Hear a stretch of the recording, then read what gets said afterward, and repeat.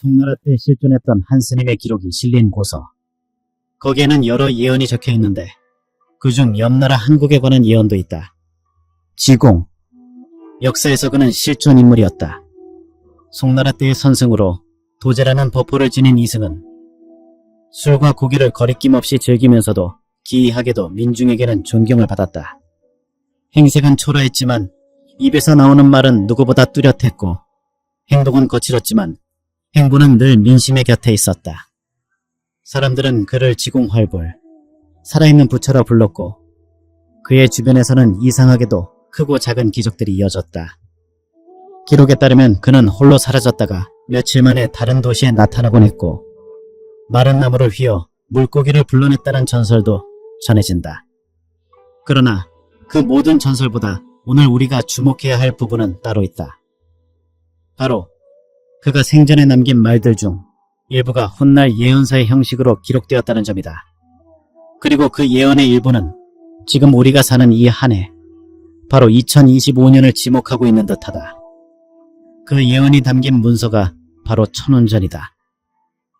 천운전은 알려지지 않은 인물에 의해 편찬된 것으로 추정되며 원본은 송대 말기 절강성 인근 지역의 도교계에서 오랫동안 비밀리에 보관되었다고 전해진다.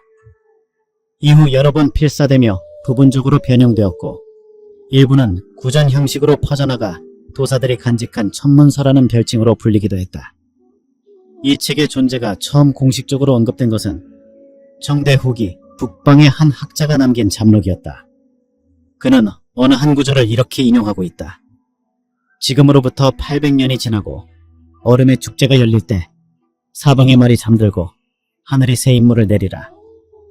이 문장은 얼핏 들으면 시처럼 느껴지지만 실제로는 시기를 암시하는 결정적 문장이기도 하다.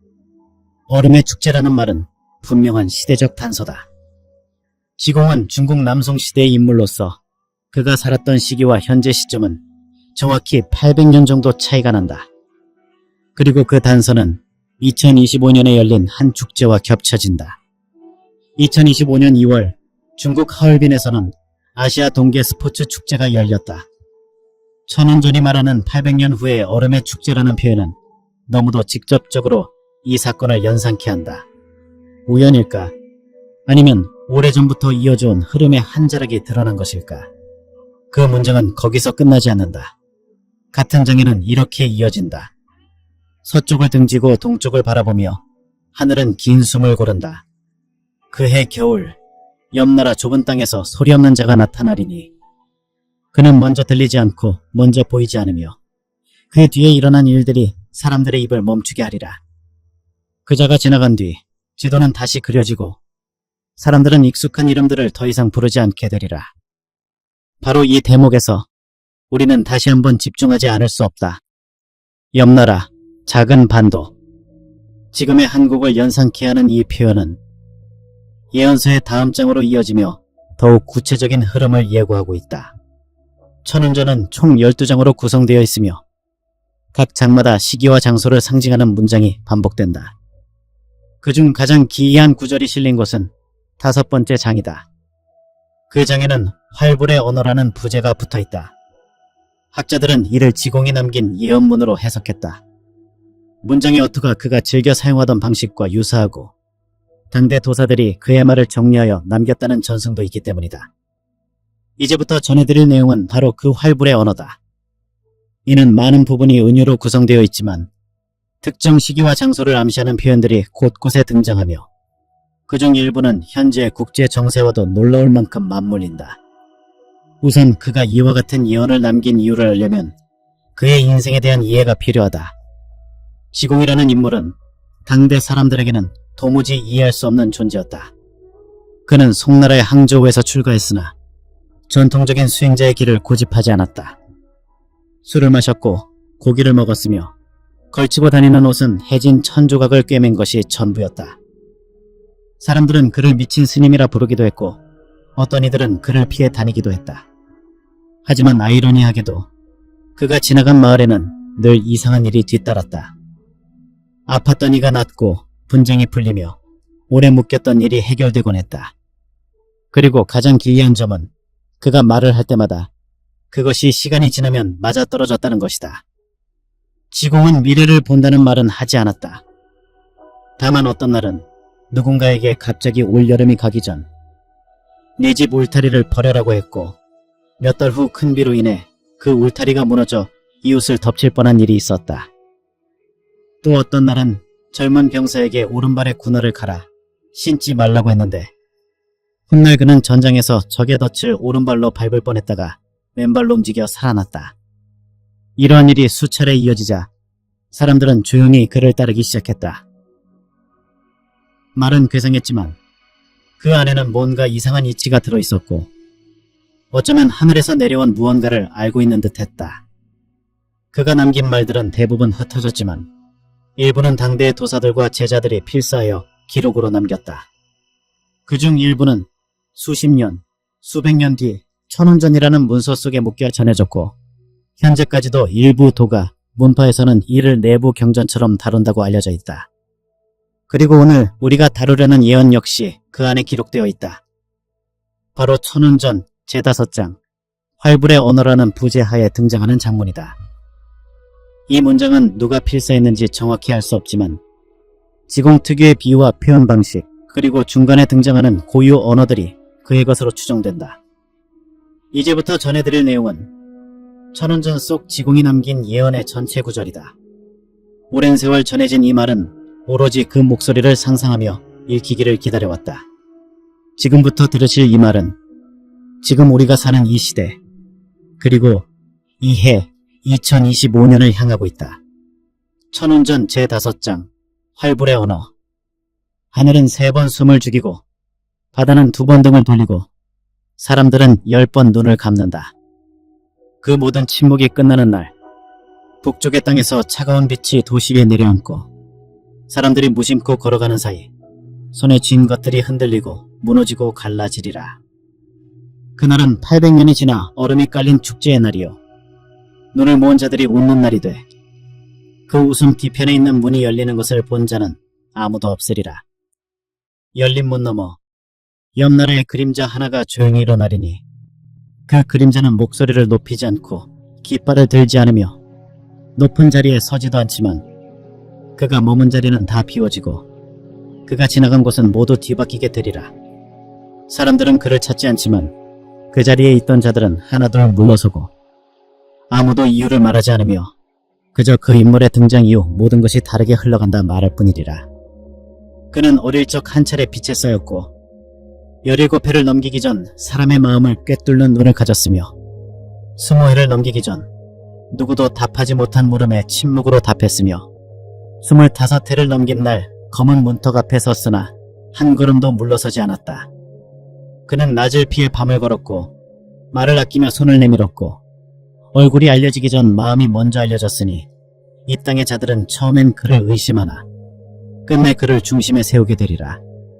그가 태어난 곳은 동쪽 끝 작은 반도에서 물을 등지고선 언덕 아래이며 그 언덕 아래의 흙은 오래전부터 피와 땀을 머금은 땅이었고 그곳에서 눈을 뜬 아이는 어느 날 사람들의 다툼 속에서 조용히 한 문장을 꺼내게 되리라.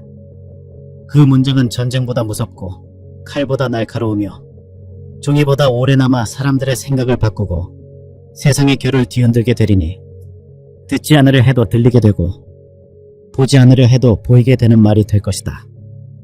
그자는 윗사람이 아니며 누군가가 임명한 자리에도 오르지 않으며 먼저 나서지도 않지만 언젠가 사람들이 스스로 그 앞에 줄을 서게 될 것이며 그 줄은 나라를 넘고 바다를 건너고 강을 지나 하늘 아래로 이어지게 되리라. 그가 드러나는 해는 얼음이 밝히는 해요 하늘이 잠시 눈을 감는 해며 태양이 2번 멈추고 3번 숨을 골라야 다시 뜨는 해니 그 해를 기억하라.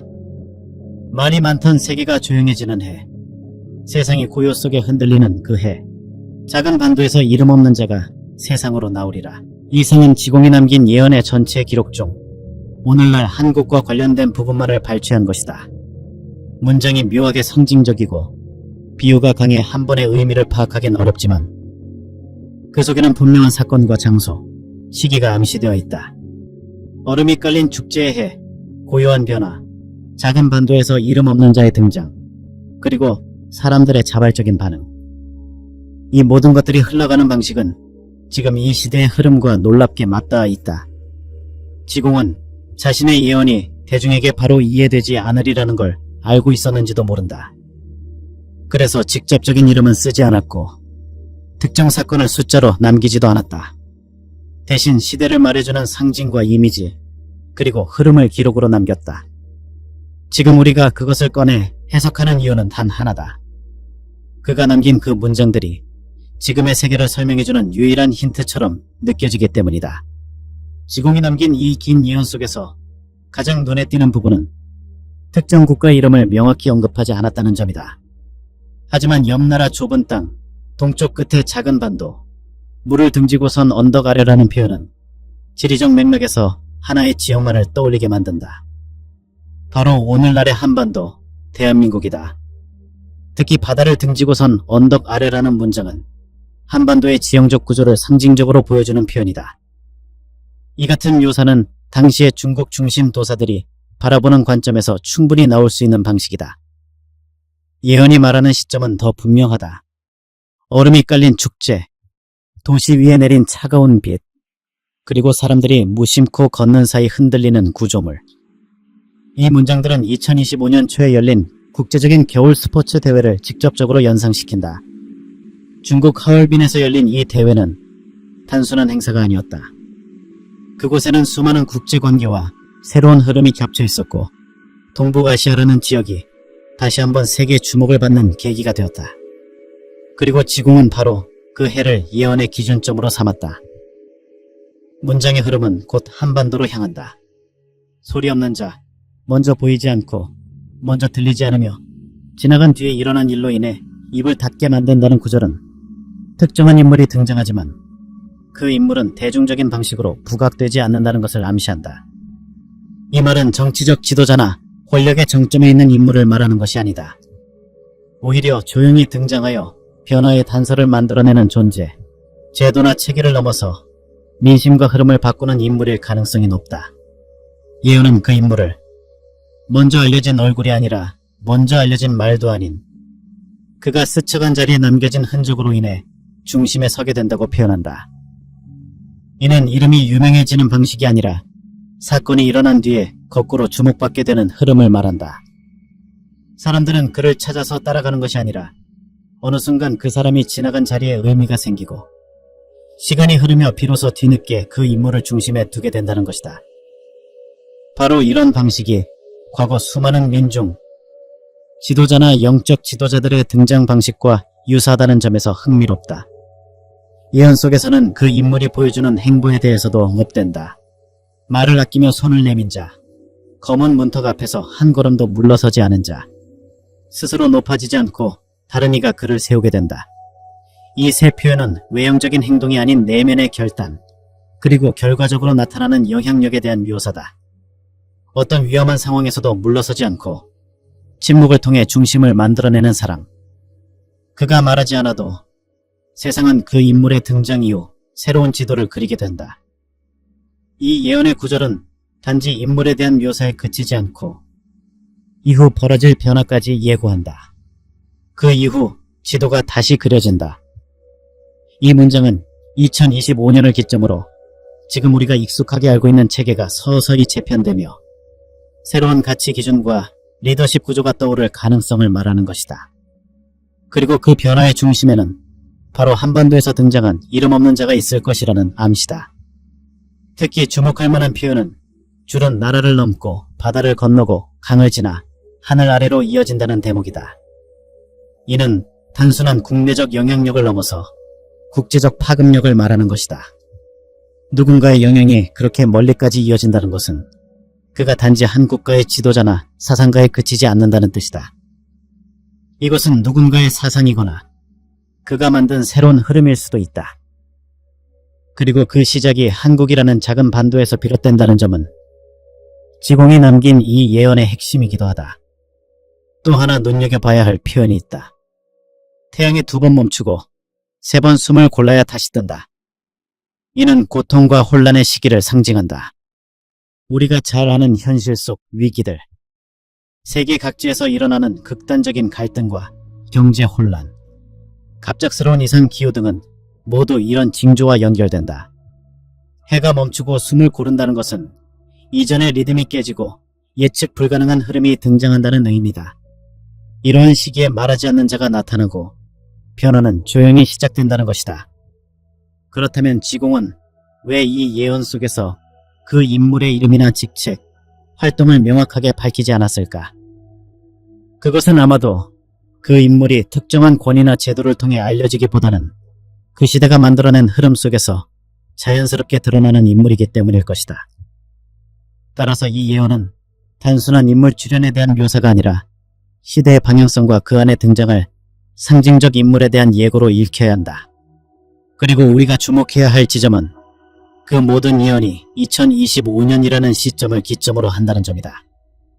지금 우리는 이미 그 해에 와 있다.